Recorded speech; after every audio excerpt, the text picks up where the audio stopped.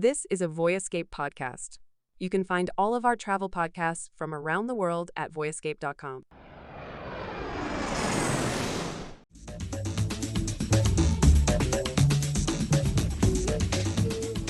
Okay, so we are back for a third and a bonus episode on Berlin this week. We've talked a little bit about why to go to the city. We got into, in our last episode, a little bit more of the logistics of getting around, where to eat, a little bit of where to stay. But there was one standout property that Tim has been talking about a lot. I know we want to come back and do a dedicated episode on because it's got so much to talk about. One of the most iconic hotels in the world, certainly the best known hotel in Germany, the Hotel Adlon. And Tim, can you tell us a little bit about what makes this property so unique and such a landmark property? Yeah, absolutely. Absolutely. Love to talk about the Hotel Adlon Kempinski in Berlin. I think that there are certain hotels in the world that are almost universally, recognized. We talk about the Plaza, in New York, and there's a few others like that. For Germans, this is it. Like anytime I meet up with a German, I'll say, oh yeah, I was just in Berlin. I stayed at the Hotel Adlon. I've never had a German say, I've never heard of that hotel, or I've never had a German not be extremely enthusiastic about the fact that I was at the Hotel Adlon. So it really is one of their most iconic, most treasured hotels, a hotel that is part of their national history. There's lots of reasons for that. We're going to go into that a little bit on this episode today, but I just had the pleasure of doing a second stay at the Hotel Adlon. I've stayed there twice now, and everything that was told to me about the hotel was definitely true on this stay, from history to culture to also the modern amenities. Well, let's start there. I mean, what historically makes this such a significant property? So the hotel was built initially in the 19th century by Kaiser Wilhelm, and the idea was, and I've seen this in a few other countries, that Germany did not have a hotel to rival other great hotels. So Kaiser Wilhelm looked at Paris, he looked at London, he looked at places like the Savoy, and said, we don't have that in Germany. And so he wanted that in Germany. So he partnered with a man named Adlon, and they built this hotel to be Germany's great hotel. And it was. And it became the first hotel in Germany. And somebody might have to fact check me on this, but it was sort of like first to have electricity, first to have elevators, first to have hot running water, first to have all those things that an exacting hotel guest, that royalty or heads of state would demand, and it was built exactly. The location couldn't be better. It's right at the Brandenburg Gate. The suite that I was in, you looked out the window and the Brandenburg Gate was right there, which is the most famous site in all of Berlin. It's the symbol of Berlin. And so as historic hotels traditionally do, it has gone through chapter after chapter after chapter. There was the Second World War and bombing and reconstruction since then, but it still to this day remains a very famous hotel in Berlin, and really a hotel that, yes, if you have the money to stay there, it's you're going to want to stay there if you're a German. But on both of my stays there, just sitting in the lobby, this 2-floor open lobby with this elephant fountain in the middle, which is very, very famous. Routinely, people would come in, take a photo, as if they were photographing themselves, at the Taj Mahal or, in front of the Mona Lisa or something like that. They would come in and photograph themselves in the lobby of the Hotel Adlon Kempinski. So really an interesting place to stay, and really, I think almost it still remains a little bit under the radar for North Americans because, well, Germans, know it very well. It's not necessarily all that well known amongst North Americans. There's maybe one thing that North Americans would know it for, which is, I mean, you've talked a bit about its history. It's more recent history. In addition to hosting kings and queens, the King of Pop, who was there once. Do you want to talk a little bit about what happened there? Yes, absolutely, absolutely. So probably everybody remembers this sort of terrible moment in history when Michael Jackson, being stalked by the paparazzi, took his child and went out on the balcony of his room and hung the child over the edge of the balcony and waved the child back and forth. And the truth of the matter is that he was staying in one of the presidential suites at the Hotel Adlon. So that crazy moment that we probably all remember, and if you don't remember it, look it up on YouTube. There'll be 100 videos of it on YouTube. That also happened at he was staying in the presidential suite at the Hotel Adlon, and it's funny because the hotel is best known obviously for like royalty staying there, being created by German royalty, and Obama, all these great heads of state stayed there. But the one thing you might remember it for, if you watch YouTube, is this moment with Michael Jackson. And they don't shy away from it. When you go and you visit there, the first time I was there, I did a little tour and they showed me the presidential suite, and they did share that quite openly with me. Did you recreate the moment? Did you go shake something out on the balcony, or? I didn't. It would have been good if I got like a doll, like my buddy or something. I've got I'm gonna, but I'm not sure. They're happy enough to share that moment with me, but I'm not sure they would have been quite so happy for me to hang a My Buddy doll out the window. But any other standout rooms or suites? And what are the suites and rooms like? Like, does it have more of a traditional feel, modern feel, a mix of both? What's the kind of the experience there? Yeah, definitely more of a traditional feel. They have, I believe, it's 3 different presidential suites. When I stayed there, I stayed in kind of a 1-room executive suite, and it really had all the things that you could hope for. So nice deep soaker tub, separate living room, extremely comfortable. And then the views, being able to walk up to the window and look out on the Brandenburg Gate was absolutely amazing. And then some of the public spaces, they've done a lot of work on, and so I'm just, before I get in specifically with those, just talk a little bit more about the history, which is that it was created by Kaiser Wilhelm, and it really has long been this kind of place to see and be seen. And they actually created a show called Hotel Adlon that was basically the Downton Abbey of Germany, and it was about the upstairs downstairs dynamics and drama that happens at Hotel Adlon. So it was another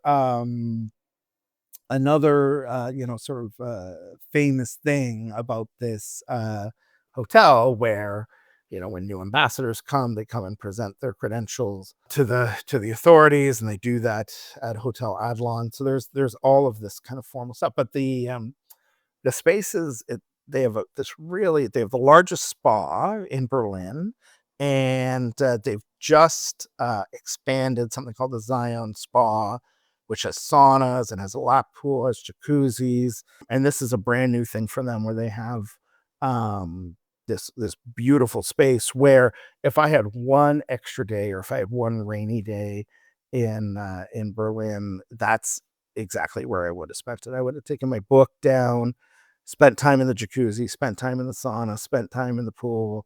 And so it definitely, in addition to the history, in addition to the location, in addition to all the narratives that you're going to get, and I would say for anyone who's staying there, go talk to the concierge, go talk to the woman, the ladies in red and the gentlemen in red, which is kind of an internal concierge only offered by Kempinski. Something they've been doing. I think it's the 15th anniversary of that this year. So definitely take advantage of all that service and at the hotel, but also just relax and enjoy and go to the spa. I had an amazing spa treatment. My back still feels better. I mean, it was about a week and a half ago. So it's definitely the kind of hotel that you can go hear the history, have lunch, have a spa treatment, just spend the whole day without even leaving the hotel. And then when you want to leave the hotel, Tiergarten, Brandenburg Gate, all that stuff, it's just a few steps away. Is it I know a lot of like luxury hotels like that, sometimes all the spa facilities and stuff you can access just if you're a guest. Sometimes it's an add-on, you have to pay separately. Do you know what it is there? That's a good question. I don't know that. I think it is only for guests, which as a guest is always nice because um, then you're not fighting for chairs. You're not fighting for, machines if you're in the gym, that kind of thing with people from the outside. So I do believe it is only for guests. That I am not 100% sure of. But when I went, it was not busy. It was, they were flexible in the times when I had my treatment. And then when I was in the beautiful lap pool jacuzzi area, it was not busy. It was just perfect and placid and quiet and great to relax. Yeah. I know another thing you were mentioning was that the dining experience is pretty unique here as well, and a pretty phenomenal restaurant as well. Yeah, absolutely. And that's yeah, they have a 2 Michelin star restaurant there. And it's high-end French cooking, really fantastic ingredients. When I was there, it was technically it was a 6-course meal, but they had 3 separate amuse-bouche, and then I think they split the dessert into a couple different courses as well. So we're talking about 9 or 10 different courses. Chef was very impressive, came out and talked about certain aspects of the meal. And then also the sommelier was one of the most highly regarded, recognized Psalms in all of Germany, and he came out and did all the wine pairings and talked about what made it special and why they had selected that particular wine for that particular course. So as much as it was a fabulous meal, as much as it's a rare opportunity to eat at a 2 Michelin star restaurant, one of the best restaurants in the world, it's also an education to be able to talk to the sommelier, to be able to talk to the chef, and just learn about everything that they're doing there. And so that's definitely a place where people should make a reservation. I'm not sure how far out in advance they book it, but a vast small restaurant, just a few tables. And so it's important to book ahead. I think they might have 8 or 10 tables total. And it's an occasion. So, plan for, if you're at the 6:30 seating, you're not going to be out of there before 10. It's an experience. So, but I would definitely recommend it. Any foodies, anyone who just appreciates, great culinary experiences, that is something that I would definitely do. Well, it sounds like a great spot. Any particular like moment or detail from your last visit that really stood out, or any insider tip for somebody coming and thinking of staying at Adlon to really make the most of their experience there? For me, I think just to take time to speak with either the concierge. They have one concierge there whose name I can't recall at the moment, but he has been there for 25 years. And I would say, if you have a chance, he's a busy man, as the hotel's main concierge, you can imagine. But if you have a chance and you can kind of go in and talk to the staff and say, can I speak with this guy? And he only has 5 or 10 minutes.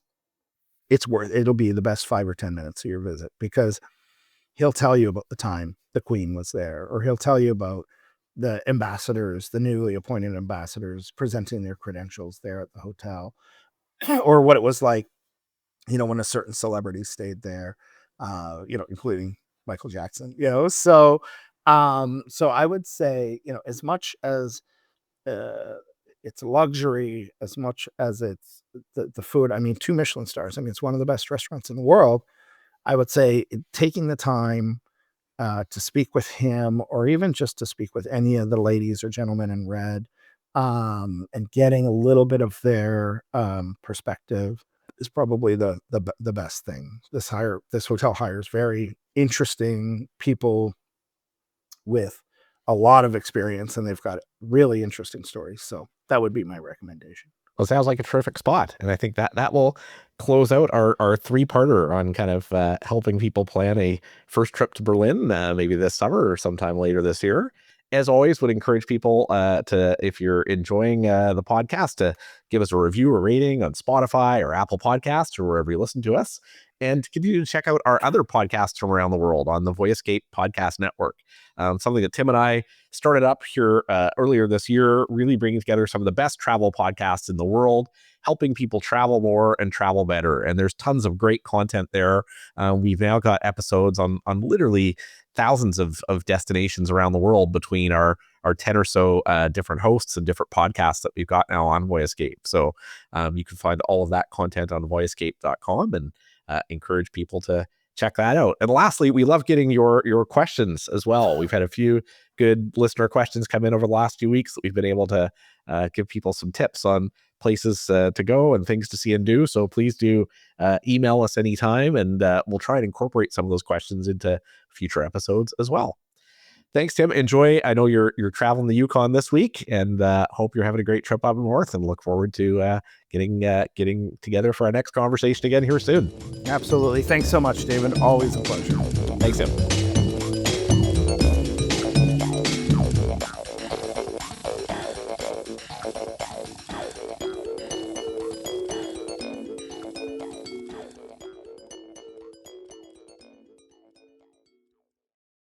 Luxury flights and hotels can be had for free. The world of points and miles sounds too good to be true, but it's actually real, but only if you know what you're doing. On Frequent Miler on the Air, Greg and I'm Nick, discuss all the ways to earn points and miles and use them for outsized value. Join us every Friday for our full episodes and every Tuesday for our quick, single-topic coffee break episodes. See you there. If you're a fan of travel stories, don't miss Go Nomad. I host this short-form podcast to share inspiring interviews and unique perspectives from travelers all over the world, uncovering unforgettable and different adventures. Check it out at voyescape.com.